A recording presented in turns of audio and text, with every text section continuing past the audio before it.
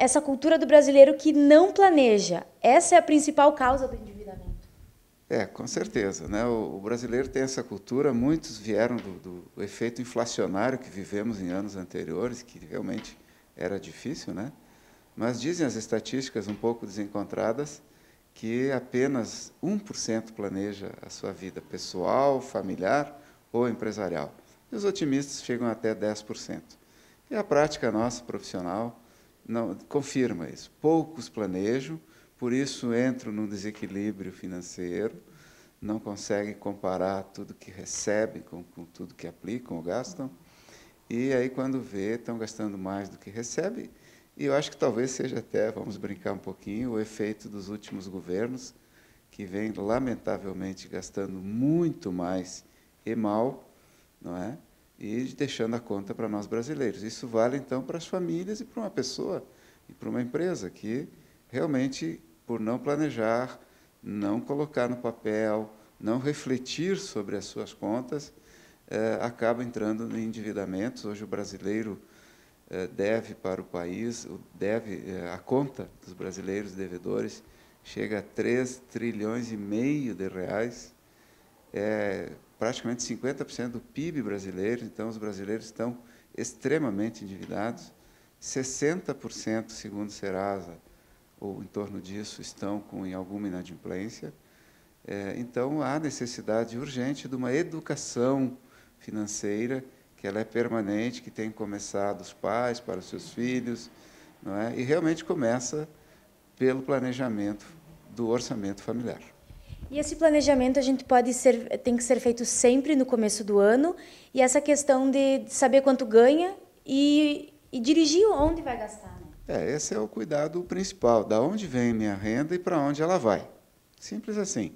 Você usa uma planilha eletrônica, um caderno, um aplicativo, tem muitos hoje aí, que você, então, pensa o ano, né? Normalmente é o momento de reflexão, a virada do ano, pensa qual vai ser a sua renda no ano. Eu vou ganhar 50 mil no ano. Eu vou destinar esses 50 mil, X% para minhas necessidades básicas, alimentação, vestuário, né? Eventualmente aluguel, condomínio, o que eu tiver. É muito importante separar nos meus desembolsos, dos meus gastos, o que é fixo do que é variável. Aquilo que é fixo, que eu tenho um compromisso certo, eu tenho que destinar uma renda já para isso. Aquilo que é variável é uma opção, não é? Eu também tenho que incluir nos fixos alguma coisa que envolva complemento de plano de saúde, algum complemento de plano de aposentadoria, não é? Porque a aposentadoria pública nem sempre vai te dar, lá na velhice, um momento de tranquilidade, né? Eu também vou escolher os variáveis, né? Eu quero ir para um lazer diferente, reservo uma fatia para o lazer, para uma viagem, para um investimento, para uma aplicação que possa render algum adicional ganho. Então, à medida que você pensa a sua renda futura, ou do ano, pelo menos, procure garanti-la, também pense em aumentá-la. Como é que eu posso aumentar essa renda? Não é? Fazendo horas extras, talvez, não é? Ou fazendo um trabalho extraordinário, enfim, um bico, como dizem, né? Brincando, mas principalmente eu tenho que analisar aonde vai o meu dinheiro, as minhas despesas, os meus gastos, né? Com toda a cautela, ver o que eu posso substituir, o que eu posso eliminar, que às vezes é desnecessário, o que eu posso trocar, não é? Por outro, o que eu posso compartilhar com um familiar. Hoje é muito comum, por exemplo, um plano de celular. Eu tenho o meu pai tem outro, minha mãe tem outro. Não, faça um familiar, digamos. Um exemplo simples, claro, mas isso vale para todas as coisas. Desde uma TV né, fechada, um canal, uma assinatura, e assim vai, né? Você tem vários elementos que pode compartilhar com amigos, desde ir para o trabalho com um carro compartilhado. Então, à medida que você começa a refletir sobre os seus gastos, sobre os seus desembolsos, você começa a pensar alternativas de economia. E, com isso, sobra mais na diferença entre recebidos, ou a receber, e os a pagar, e você, então, pode ousar em pensar em usufruir dessa economia para lazer, ou, como muitos fazem, para o investimento, não é? Essa questão de planejamento também tem a ver muito com o cartão de crédito, né? As pessoas não planejam, acabam gastando muito. O que o senhor acha? É melhor comprar no cartão de crédito ou, às vezes, até à vista? Então, com certeza, o cartão de crédito é um instrumento muito bom para exercer compras, seguro, né? Muito seguro, apesar de ainda ter alguns problemas.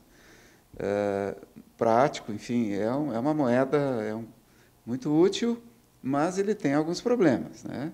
O problema é o impulso da compra. Se você exagera e você se endivida no cartão, além dos custos altíssimos, não é?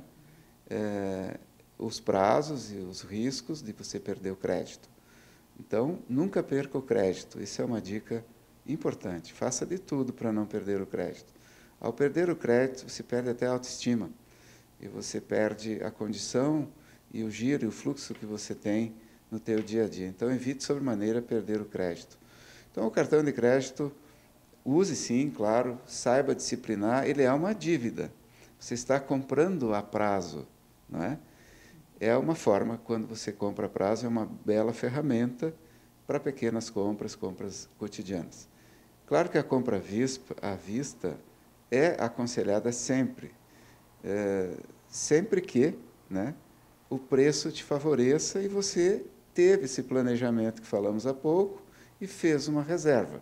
Se você fizer uma pequena reserva e pudesse, não todo à vista, ter uma boa parte comprada à vista do bem ou do serviço que você pretende, você tem economia, porque normalmente no pagamento à vista você tem um bom desconto, um atrativo, um benefício. Então, sempre o à vista normalmente tem vantagens. Existe ainda uma espécie de, e até legislação controvertida, que o preço à vista você pode comprar no cartão em 6 vezes. A gente sabe que na prática não é bem um preço à vista. Mas se não tiver opções, e eu já vi esse absurdo, que pagar à vista no ato não tem, ou no débito, no cartão de débito, não tem benefício nenhum, então, claro, estenda esse parcelamento, que vai ser a mesma coisa, e disciplina melhor o seu dinheiro no mês ou nos meses que envolvam. Então, acho que para a gente finalizar, dicas gerais de como não começar o mês no vermelho e para daqui 10 anos a gente ter mais crescimento, né? Olha, veja só, a educação financeira. Faça algum curso, treine-se, leia algum livro. Por exemplo, Gustavo Cerbasi é um excelente autor que fala muito sobre finanças pessoais. Inclusive, ele descreve as características das pessoas, o poupador, o gastador, o descontrolado, o desligado, e fala, inclusive, dos problemas de relações e comportamento de casais, inclusive, que se separam, porque um é poupador, o outro é gastador. Então, cuide, porque o desequilíbrio financeiro gera problemas de relacionamento. Então, é uma dica, acho que, importante para que as famílias, as pessoas, organizem o seu orçamento familiar, planejem um pouquinho mais. Ninguém está pedindo ou recomendando para fazer um planejamento à moda japonesa, assim, perfeccionista. Não, mas tenha horizontes de quanto vai ser sua renda, destine, como dito, para as principais funções da família, reduza seus gastos, economize sempre, e as suas economias aplique para gerar alguma renda diferente. Mas, note, não saia aplicando sem conhecimento. Peça auxílio, procure um especialista, troque ideias, conheça para fazer uma boa aplicação que não tenha tanto risco, que feche com o seu perfil pessoal. Então, diria que essa é a principal dica. Certamente, agora no início do ano, tem muitas despesas que são tradicionais naqueles 4 primeiros meses do ano, onde a gente fecha o imposto de renda do ano anterior, tem escola, tem impostos. Então, a pessoa que se planejou, ela já deixou reservas para esse início de ano. A pessoa que não se planejou, ou que não pôde por alguma emergência, né, que sempre é bom fazer uma reserva, uma provisão, por um risco, uma questão de saúde, uma questão de ajudar um familiar, enfim, sempre é bom ter uma reserva, não é? Então, se tiver que se endividar, procure a melhor opção de crédito. Evite usar limite do cartão, evite usar limite de conta bancária, vá até o seu agente financeiro, faça um financiamento, um empréstimo pensado, consciente, não é, com o prazo que você possa pagar. E, de uma maneira geral, se você se planeja, você evita as dívidas. Essa é, talvez, a melhor dica, né? Consciência sempre, né, Coronel? Consciência sempre, planejamento sempre. Fuja um pouquinho do jeitinho brasileiro, não é? Procure ter um pouquinho de serenidade nas suas contas, né? E muita união familiar, que você pode compartilhar muitos gastos, diminuir, dividindo e se ajudando.